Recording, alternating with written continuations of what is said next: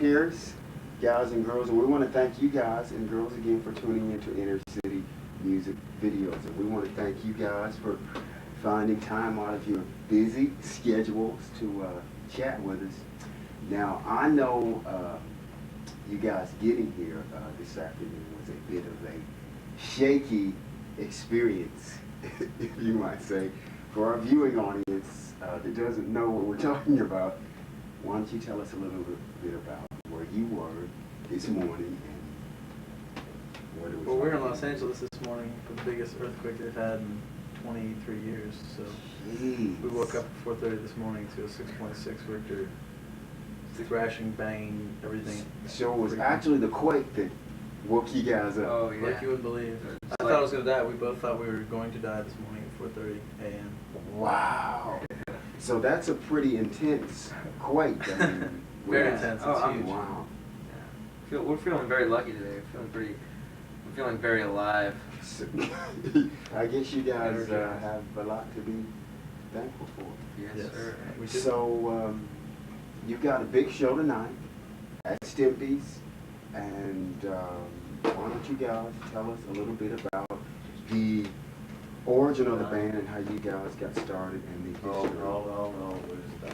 Hey, what's up, guys and girls? We're here with Jackopierce. Can you believe it?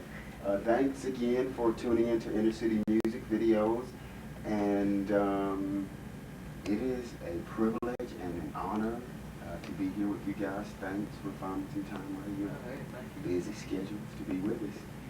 Now, I know you guys just left LA. And I know that getting here was a bit of a shaky experience for you. You might say, why don't you tell us a little bit about that? Well, we woke up this morning at 4:30 a.m. to the, we're about 15 miles south of the epicenter of like the 6.6 Richter scale earthquake, the biggest one they've had in like 23 years. We thought we were going to die this morning. We were convinced we were going to die. I mean, everything. The buildings, the people trapped, deaths, fires, helicopters, you name it. I felt like I was in Bosnia or something this morning. So you guys were literally awakened about 4:30 this morning by this. Like a freight train was running through the apartment. It threw the TV down and skipped the stove across the kitchen floor. You gotta be kidding me. We're talking serious. Now, I've never been in a quake. Have you guys experienced a quake before? And everybody says this is like that was like a hardcore quake. So, is the building actually literally shaking? Oh my God! Like you wouldn't believe the pool was like a tidal wave was going. It was totally freaky, man. So, what do you guys do when this happens? Do you have any freaked out first, and then well, first I didn't know how bad it was until I started like flicking a lighter and seeing everything on the floor. And then it was, like an aftershock came in. And so the lights go out. Oh, no power. It's up your toes. I was running down. I wanted to get out. Like we all handled it differently. Like I wanted to get out right away. Jack just sat there freaking out. I was in another apartment. I was running down the hall, running my hand against the wall, and while stuff was shaking off, I was running my hand against the wall just so I could know where the door was. You know, busted out the door, ran down. Jeez. It was totally freaking. People busting in doors, stuff falling. It was great. Now, what's the proper thing to do when you're in a situation like that? I think you're supposed to like stand under a door jam, but I'll tell you that's the hardest thing from your mind when you're in a We just want to get out of there. I want to get out of the open space to where nothing could fall on me. Are you different than you were before the quake? Yeah. Yeah, I'm psyched to be alive. We were thought we were gonna die this morning. Yeah, we got like an hour of sleep, but I mean, I feel like I'm so wired right now. Yeah, we were partying last night. We were in a great mood. It was a big high because we just finished the record we done with T-Bone Burnett and Glenn Johns had just finished mixing it, and we were all smoking cigars and drinking beer in the studio, listening to the final for the up and coming to A&M release. Yeah. Oh, we're recording out in LA for A&M, and we just finished it, and we were all feeling on top of the world. Now, if I remember correctly, you guys opened for Soul Asylum? Yeah, Saturday night. Yeah, this past Saturday. We flew from Reno. We flew to Reno. So how was that experience? It was huge. There was like 6,000 people there. Yeah, so it looks like you guys are becoming kind of big wigs, you might say, in the industry. How do you? We're just working hard, really. I mean, it's just about getting that on the road and playing. You know, it's a work ethic. Now, I know your origins are here in Dallas. Why don't you tell us a little bit about the origins and the history of the band and how you guys came to be and how you evolved into where you are. Well, we got recruited for the theater program at SMU. I came from Connecticut and he came from Clean. Jack's an Army brat. You guys got recruited for SMU's theater program? Yeah, that's why we Wow. converged on Dallas. So y'all were had your sights on the theater and We're acting. theater people. Wow. Yeah. I guess that's good experience too for Yeah. what you're doing. Oh yeah. Awesome. So, and from there, We decided to bag the theater department and we started playing sophomore year in '88. We started playing small parties and clubs and stuff and just dug it and kept going. now when you were playing back then, was it just you two or was there a large It's always Yeah. been group the of two of people? us. It's just the two of us. Oh. Now, has your style changed much from then? Oh. Yeah, we're a lot better. Yeah. We sucked. We were so We bad. sucked and we played covers, all covers. Oh, But that's really? because we kind of had to. We were just To making get some money. You know? gigs, Yeah, We had to play, you know. They We were like, didn't know what we were doing. you got to play more Buffett. Play some James Taylor. Play drinking music. That's what they always say. Oh, Play really? music people drink.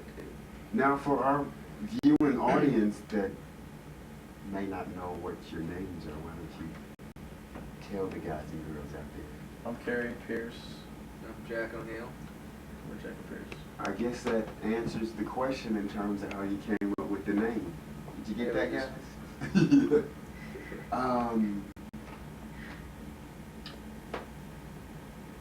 Many find it hard to peg you guys in terms of a style or a category. Now, I'm sure there's, you know, how do you guys describe yourselves and your musical style? We usually say we're like acoustic rock. We're not, and we're a duo, but we're not a folky duo. We don't sit on stools. And we're not writing protest songs generally. You don't have your hippie tie-dye dashikis. No, we got the same ideas, you know. I guess. Yeah, we're just not like We're not ramming anything down anybody's throat. Yeah, we just don't consider ourselves really folk artists by trade. It's more like we're just kind of a band without bass and drums, you know. We put on a serious show for two guys, so you'll see later, I hope. You guys are no longer doing any covers. So, oh, you still do? We do. You like, mix it in with your original stuff. Yeah, just Well, maybe like we'll throw in a one. cool esoteric cover like a cool Dylan tune or a cool New Order song, just some weird stuff we do. Now, on your new CD, will it be all original? Oh yeah. Oh yeah. Yeah. Stuff that nobody's heard really. Most of the stuff was written Oh, just really? prior to the studio. Now, the show that you'll be doing at Stimpy's tonight, will you be covering some of this new material? Just a few. We'll give it a whirl. We're taking this gig as just a good time because we haven't played together. Besides the Soul Sound show, which was just like a 6-song opener, like a half hour real quick. We've not played our own show in like 2.5 months. So tonight we're just gonna really, and it's a Monday, and it's just gonna be, and we're in our hometown. We're just gonna really have a good time. Yeah, and we're glad to be alive. back in Dallas. So, are you guys on the road right now? Are you leaving Dallas to? On Thursday, we're heading and- for Colorado for a couple weeks and then points east. So, is this a pretty extensive Month road and a half. trip that you're on? Yeah, we're gonna be gone for a You'll while. be covering a lot of territory. We're trying to plant a lot of seeds right now because we've got 3 records out on our own label, which have done really well, and we want to go out and plant seeds in all the little places we haven't played very much. So when we come back with the A&M release, with their support, we're just gonna hammer all these, then we're gonna come back and play all the big markets and all these little markets we played before. So, how soon can we expect this new release from you guys? April 19th.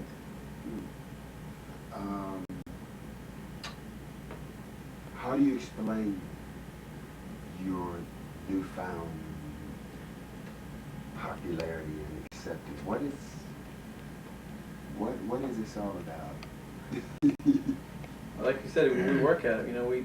We never sat around and we're like, hey, let's cut a demo, let's try to get a record deal. We're like, man, we want to play, so how do we get to clubs? And we never like, well, we want to fly to Texas. How do we do that? We worked at it, and then we were like, we want to release a record. We did that.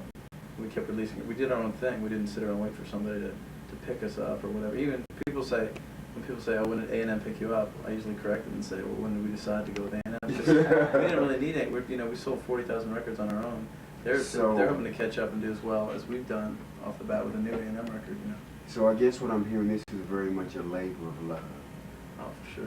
for you guys. Yeah. Does this mean that the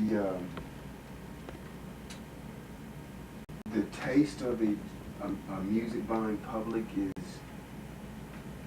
is changing in any form or fashion? Is this the start of a new phenomenon? Or We think so. No. I don't think it's a Right, trend. no. I think people are, you know, people always want to hear good songs. At the bottom line is like, good songs are good songs. If they're good songs, people want to hear them. And you know, we talk to all these industry people, and you talk about a hit and this and that. But generally, people always converge on good songs. You know, radio people, press people, so you know that they can converge on great songs. And I think we've got great songs. So. Now, in terms of the lyrics and the music, who does most of that with your original material? Right down the middle, split. 50-50. Really? Right. Lyrics and music for you both? Is it mostly love songs that you guys are doing, or just songs about life and experiences and love? I do the love songs. He does the war songs. Yeah, man. It's, well, you know, it's kind of like there's not a reason to write a song for me unless, you know, there's a reason to say something. You know, not like you're gonna go out and preach to anybody, but Wow. it's really, it's kind of a reflection on what our life's about. You know, there's songs that are about traveling, you know. Wow. They're not. So the subject matter is not necessarily very political or It's a little political. He gets a little political. I used to. But it's subtle. You know, it's all subtle. Now, did you guys seriously expect to attain this level of Yes. acceptance and popularity? Oh, except. Right. I guess I just We got a said vision. so I much. do. Okay.